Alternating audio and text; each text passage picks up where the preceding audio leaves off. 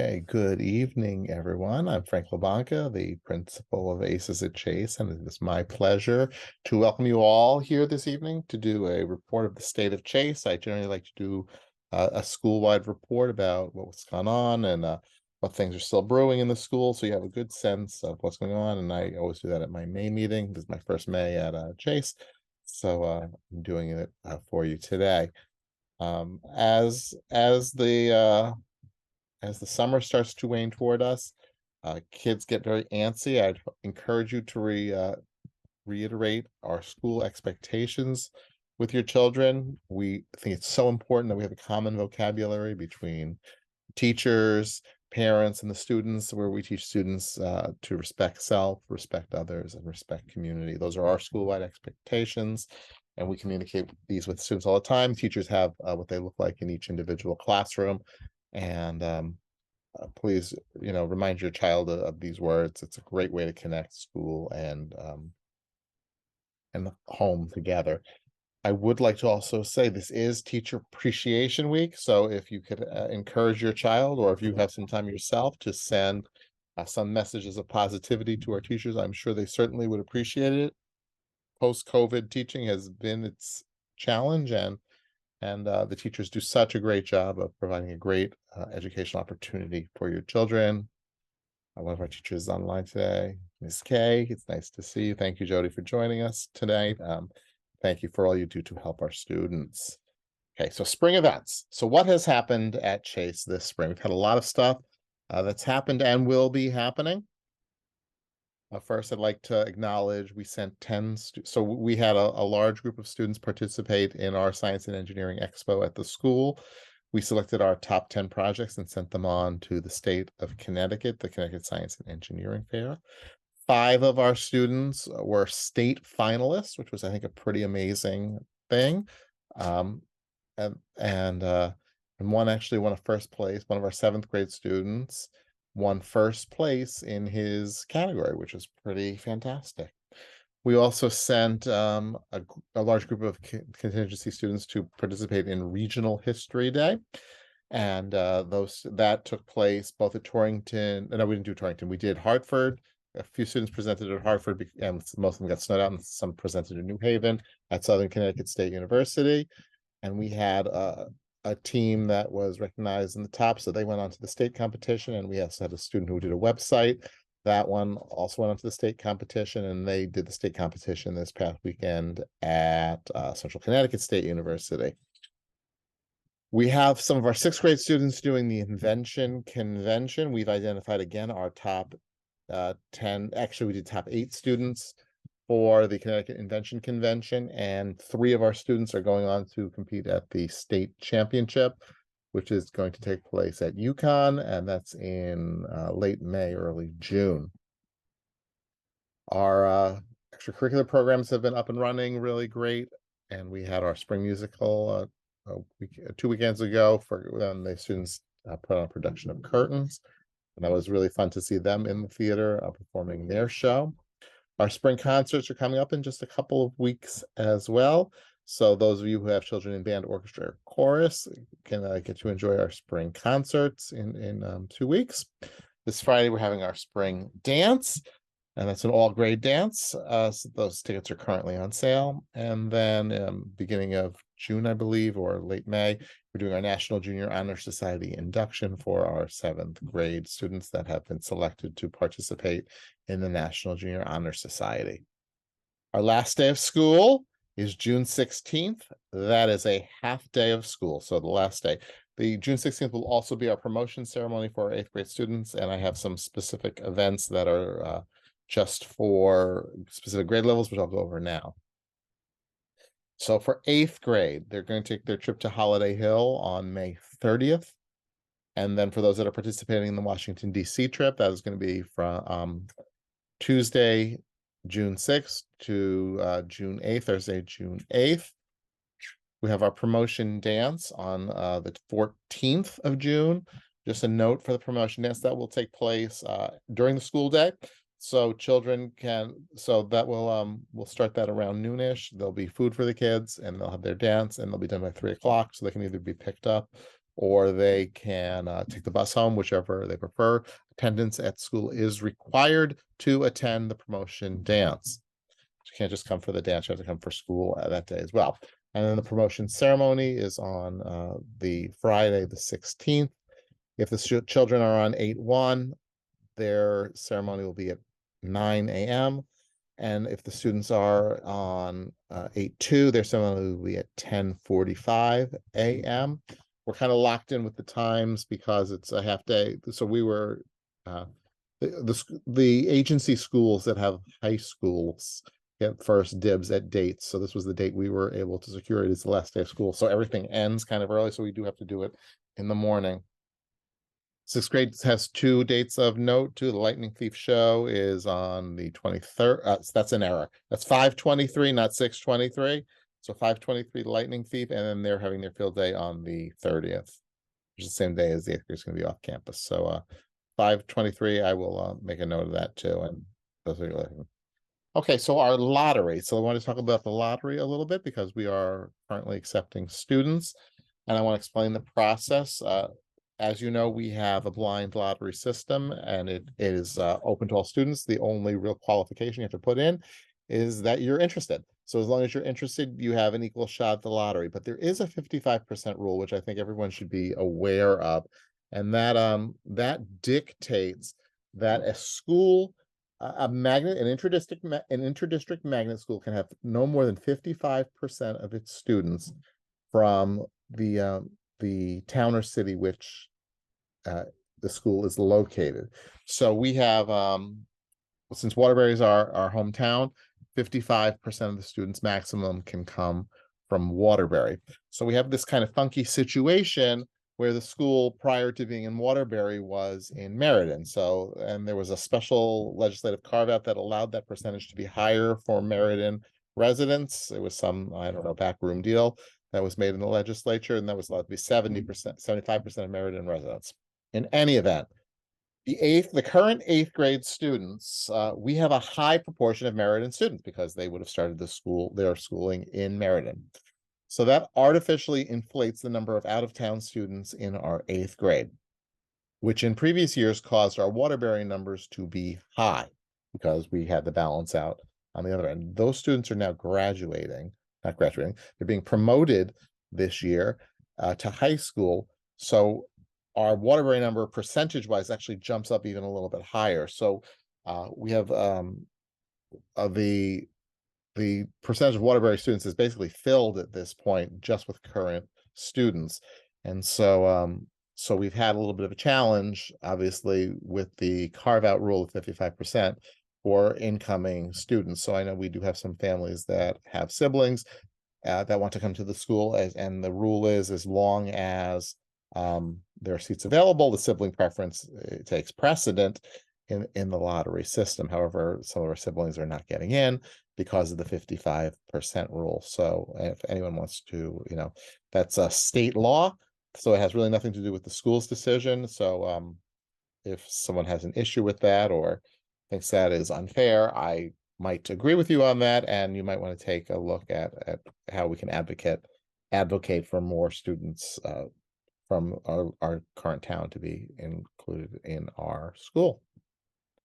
Renovations and high school expansion. So, as you know, Chase is preparing to undergo a $69 million campus renovation. That renovation is includes the purchase price of the school, so it's really about a 45 to $48 million renovation that's going to take place. Most of the renovation has to do with ADA compliance and updating of facilities. So they're great for our STEAM theme. With the intention of the agency is to expand to high school, and that theoretically is going to start in 2024. So that would be our first 9th grade class. We'll do that one grade level at a time. So the school this next year will be 6, 7, 8. 24, 25 would be 6, 7, 8, 9. Now, I can't say that officially because in order to do that, you have to have an approved operations plan on file. Say we submitted our operations plan to include the high school months and months ago at this point, but we're still pending approval from the State Department of Education. Part of the deal is they have to work with the renovation and the expansion to the high school in tandem. So that's work that's taking place at the State Department of Education. So our intention is to have the high school, and we're just waiting. Once that operations plan is approved, we can make an official announcement about expansion to high school. So unfortunately for our current 8th grade students, this is not going to be a choice for them, but it should theoretically, pending approval from the State Department of Education, be an option for our 7th grade students, and of course the 6th grade students and incoming. I just want to show you a little bit of what this project is going to look like. It's going to renovate almost every building on campus. The bids did come in very high. As you know, construction costs and materials has been extraordinarily high lately. So the majority of the work is going to be done on our main building, currently named St. Margaret's Hall. It's going to include asbestos remediation, elevator installation, ramp reconfiguration, reconfiguration of instructional spaces. I think I said asbestos remediation already. And that project is going to be the only project that's taking place all next year, the school year. So this entire building will be closed for the school year. This is where our cafeteria currently is. So the cafeteria is here and the secondary cafeteria is over here. So this building will be closed. What we're going to do in the process of doing all these renovations is we're going to be using this building here, which is our Performing Arts Center. For those of you who've been there for the play or the concert, you've been in there. That will serve as what's called swing space, and swing space is the space where when areas of the campus are closed, that students swing into and use the space. So our cafeteria next year will be located basically in this building. Music will also be in this building as well. And then when this building reopens, hopefully summer of 24, then we start the next project, which is renovations of the media center and annex, and then we swing that into there, and lower school is going to happen at the same time. That's going to start in the summer. So the classes that are being used in here will swing in here or swing in here, and then we're going to continue the process. We were going to renovate our international building or the dorm building. That is off the table right now because we don't have the budget to do that. Gym was going to go a fairly significant renovation. Gym's actually in very good shape. So it's going to be minimal ADA compliance on the gym as well. That was another place that was cut because we want to make sure this is a STEAM school. People are coming for the STEAM experience. We want to make sure our STEAM spaces are set for that. So you can see I boxed out the school years here and here, and the project's supposed to take a little more than 2 years to complete. And that's just showing the different buildings that we're going to tackle. I've talked through that already, though. One of the things we believe in at Chase is continual improvement, and part of that continual improvement process is learning walks. And so learning walks are when different groups come in and or we do them to ourselves so we can take an examination of the school. We've had parents and community members participate in some of these walks. We've had students participate in some of these walks, and I think we learn the most when the students and parents give us feedback. So early in the year, we did an equity walk, and we looked at what we could do to make the school more welcoming and equitable for all students. Students did participate in that walk, which was pretty cool. They had some really insightful things to say. One of my priorities for next year is really to get more student voice involved in student leadership in the school. We did agency instructional rounds. That's more of an academic process where we look at instructional practices of teachers. We identify strengths and areas we want to improve in. I've been involved in instructional rounds for a long time. I've actually trained principals all across actually the Northeast in instructional rounds. And so I did want to do that with just teachers. And so we did teacher-led instructional rounds as well. So teachers had the experience of seeing their colleagues in their classes, and great experience for as well. Most recently, we did our welcoming walkthrough, and we did that with CREC, which is one of the other service centers in the state. And that really was to help us frame part of the construction project too, see how welcoming the school is in a variety of aspects. And I'm going to be reviewing the results of the welcoming walkthrough with our student council, and I'm going to ask the student council to help us prioritize what action steps we should take to make sure our school is welcoming for all students, for families, and anyone who's coming to visit the school. And that ranges from what the signage looks like, to how people are greeted, to the information we're communicating on our website. So there are a lot of factors that we're working on to make sure our school is welcoming, and I think getting this report prior to the renovation is going to help us focus some of what we're going to be doing over the next few years. And then I believe this is last is the portrait of a graduate work. We started this process. Many of the families were involved in this in terms of participating in our thought exchange, where we identified what we thought were the important attributes that a graduate from Chase would have upon leaving us at high school. Uh, I think portrait of graduate work is very exciting because it sets standards across all content areas in the school of what we're trying to get kids to achieve. And so our four attributes, as they are currently named, are problem solving, communication, collaboration, and advocacy. Although advocacy is one we're going to be focus grouping to make sure that's what we want to call it and make sure we have good definitions for these things. I am conducting some focus groups on Thursday, both at 12 and 7 p.m. We did have some families express interest in our participation, so I have a list of people that want to participate. If it's something you would like to participate in, you can certainly send me a message, and I'd be happy to add you to the list for either the noon or the 7 p.m. focus group to give us feedback on the portrait of graduate work. What this means is there are competencies required for advancement or promotion. So students are going to have to demonstrate from whatever class they choose that they've developed the ability to problem solve or communicate or collaborate or advocate at their specific grade levels. So in order to be promoted from 8th grade to 9th grade in our school, students are going to have to demonstrate competency on those four attributes. They're going to do that through a digital portfolio process, which we're going to start next year.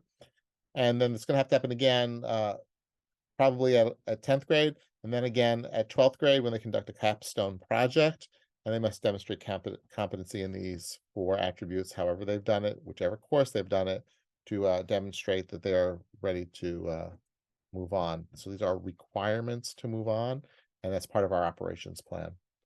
The process of developing the portraits have been very collaborative in nature. We've worked with teachers, we've worked with parents, we've worked with community members, we've worked with admins at our agency level, executive level. So we've tried to capture as many voices as possible as we've defined the portrait. And we're looking to work with the Barr Foundation, which is a multi-billion-dollar foundation that does support educational work to help us really take us to the next step. We will have a website to describe our process forthcoming. That's one of the deliverables I think that is very important, so people know what our portrait of graduate work process looked like. Okay, so I've been yammering around, gosh, almost 20 minutes long, and I would be more than happy to take questions. So I normally set these meetings up as what do you call it? Webinars. So I'm the only one talking, but I did set this one up so we could get participation from any of the family members that are here. So if you'd like to speak or ask a question, I'd be more than happy to take questions at this point. You can certainly put them in the chat if you wanted to put them in the chat, or if you just want to unmute. We're not a huge group this evening, so if anyone would like to unmute and ask any questions, be happy to take questions at this time, either on anything I've said or anything I have not said. So Gainer's asking, will robotics be reintroduced? So I'm thinking you're referring to the partnership we have with the 4-H club. And so we have a first robotics team, which are, you know, the kind of the Cadillac version of any robotics team, and they meet on campus. They're actually not going to be leaving at all. They're going to be relocating. We found some space on campus for them to relocate so they can continue the robotics process, because we do want more students involved in the robotics process. And then with the potential opportunity to go through high school, we can have really great participation with 4-H. So 4-H is a partner with us, and they run the robotics program, and we offer them space as a partner, and then our kids participate. So we have 3 or 4 students that are participating in the robotics program, which I think is pretty great. We do some robotics work in our Project Lead the Way course as well that all students take. So that is also part and parcel to the work we're doing. Latanya, you have a question you'd like to ask? Yes, you have I can't hear mentioned. you. I think you might still be muted. No. Oh God, I hope I'm not mute. Can you hear me now? Oh, Let we me can't see. hear you, Latanya. Hold on. I'm unmuted. So I think you're Or not muted, but I'm not sure why we're not hearing you. yeah. All right. I'll type it in I the can chat. hear her. We're not getting you. Okay. So I'll maybe type it in. if you want to, okay. Yeah, I'll type it in the chat. I'm sorry. I'm sorry we're not hearing what you're saying, but if you want to type a Okay. comment, maybe we can figure that Yep. out, and I'll be happy to answer it. There are a couple of other Okay. comments here. Oh, and Let me Caitlin can hear. see. Okay, so maybe I have a I can mistake. hear her too. All right, this is my fault. My speakers are not loud enough. I just had to turn it down. Okay. All right, my You can hear mistake. me now? I Yeah, can hear yeah. you. I'm sorry. Good. That's okay. Because I work in human services too, and you did mention how, because my concern is always how are the students faring through the you know, coming back to school, getting back on task. Yeah. And I'm having a tough time with my child in a sense. Yeah. But yeah. In any case, because one thing I didn't appreciate, because like when we was in school, if we had a deadline, we had to pass our assignments in, otherwise we would be minus a score. Right. And even so in my college studies. In any case, I with a 13-year-old boy, if you tell him that, okay, you give him a due date, but you tell him that he have until Saturday or to the weekend to complete it, I don't think that's a good idea. So I even though I know that it starts at home, so I am instilling in Tyler that if you get assigned a deadline, it needs to be completed. But I would like to have some type of support. So if that teacher gives him a deadline and that assignment is not in, he needs to have a consequence. Don't just give a deadline and say that you got until over the weekend to do it. Because yeah. Okay, I hear what you're saying. And I think deadlines are very important. I think part of our philosophy too, though, is that we want students to demonstrate that they can do it too, right? So I think that is an important part of the process too. So if work is not of the quality that we think is deemed necessary, I want kids to also have the opportunity to go back and say, I'm going to figure it out. I'm going to do a better job. Because I think middle school is kind of loosey-goosey in terms of, sometimes kids gets ones and twos. High school ones and twos aren't passing. So and you got to earn your credit. So I think part of our process is going to be to raise the bar for all students continuously. And I thank you for your comment. So I'm going to go into the chat and then I'll come back to the group. So how long do I hesitate? It's promotion ceremony. You know how many attendees each student can have. So we're looking at, I'm going to estimate about 30 minutes per ceremony, 30 to 35 minutes per ceremony. And we are just finalizing the location. I think we're going to do it in the gym. So that will give us the most space possible. So that wouldn't limit the number of attendees. I will tell you, I'm kind of a taskmaster at these things. I start on time and I am very efficient in the way I run them. So please be there early and make sure you're all set. Let parents and kids pass the year special, the 8th grade. Hello, good afternoon. When the school starts, send a letter to let parents if the kids pass the year special, the 8th grade. I'm not quite, Luna, I'm not quite sure what you're asking me there, but if you would like to get on and clarify, I'd be more than happy to answer your call. Okay.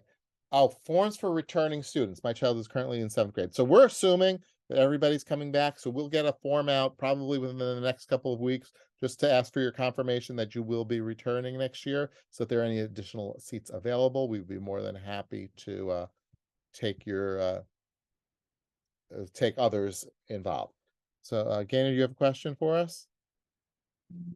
Yes, good evening. I'm having a challenge with the grading system. It's different from the regular ABC. And so as a parent, I want to better understand the system in preparing my daughter to say, how does this take you to high school? Sure. What's the GPA to go to college? Yeah. And I'm trying to understand it, and she's getting a little bit frustrated with me, but I think it needs to be broken down where I could equivalent it to, oh, this is an A, this is an a B, And so yeah, then say, where are you on a GPA level to getting into high school and the best college? right. So I think one of the things that has always frustrated me about traditional ABCD grading is that it sometimes grades children on things that are not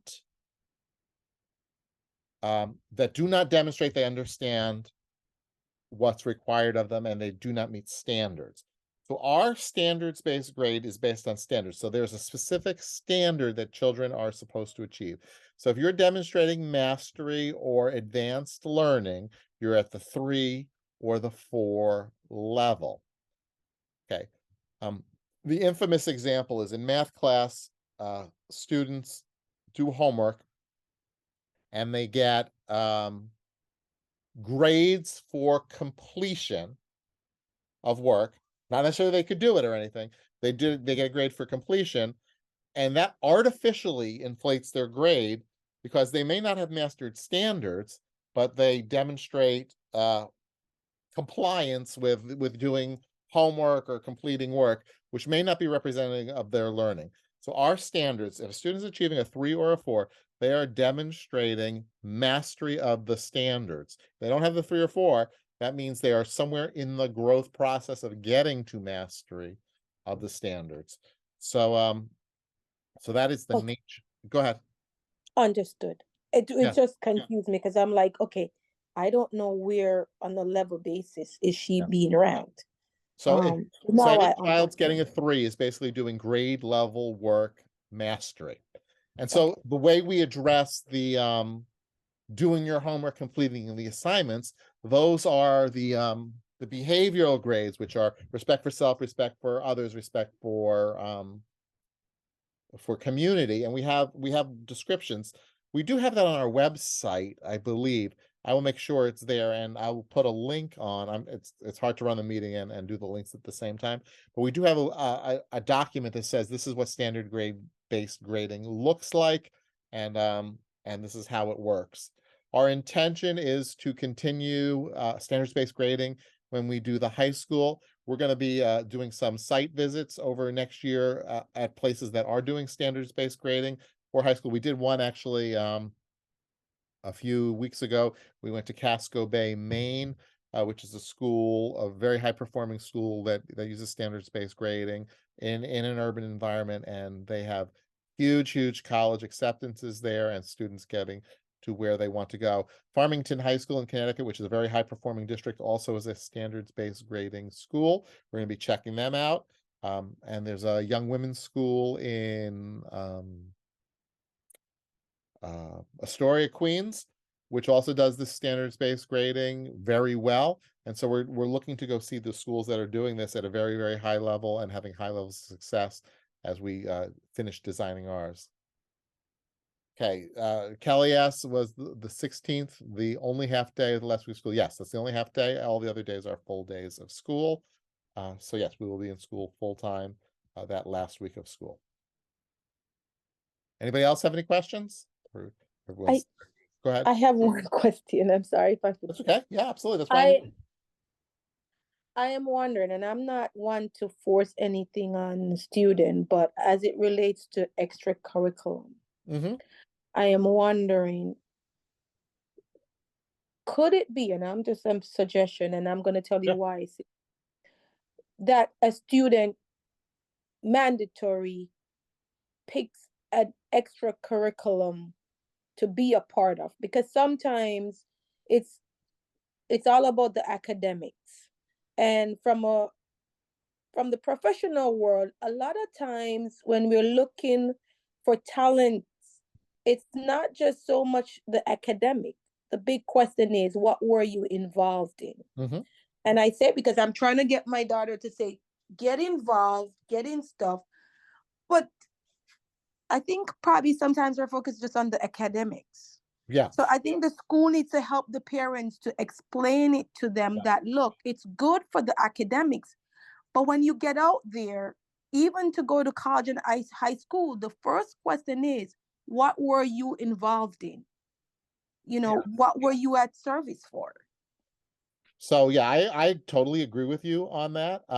So I no, I don't totally agree with you. I agree with you on the philosophy of kids being involved in after school activities is very important. So we have our interscholastic sports that kids participate in. We have our drama club. We have some advanced music groups. We have gardening clubs. We have quite a wide variety of things. The thing that's challenging, and this really becomes a family issue more than anything else, is we don't have transportation ability after hours. So anyone who wants to participate in an after-school activity needs to be able to provide their own transportation home at the end. And I know, and I'm sure many of you know, we have representatives from 21 different towns. So not everyone lives very close to the school. So I can't mandate that for families, especially if they don't have the ability to transport their child home. However, I am in agreement that we want to have kids involved in the school. I think that's a way where kids feel connected. The school becomes a safer environment. Kids take more ownership of their school and they take great pride in their school. So we have lots of activities. I encourage everyone to have their child involved in an activity. And I'll just stop one short stop of mandating it because I know we can't ask certain people to be able to transport after school hours. But if there's any way we can help try to figure that out, we're certainly willing to help in that process. But thank you very much for that comment because I think it's a very important one for all families to know that you want your child to be well-rounded and not necessarily do everything, but do a few things really, really well. So that will enhance their academic resume uh, as they decide what they want to pursue and whether that is going to community college, joining these services, um, going to a 4-year college, going into the workforce and getting an apprenticeship. We want to make sure our kids are well prepared for any of those things. And I think that goes back to our Portrait for Graduate indicators as well. So yeah, thank you very much for making that comment.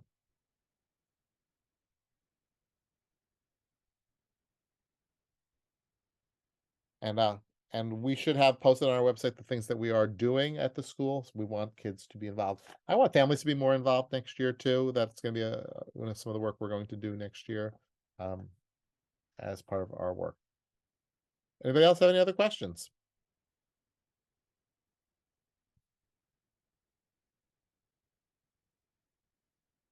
Okay. Well, it's 7:35. That's usually about what we do, about half an hour, a little more than half an hour. I want to thank everyone for joining us. Please let people know if they weren't able to join us that I will be more than happy to. I won't be happy. I will be posting it on the website. And as are all our former and previous parent meetings, I want to thank you for joining us.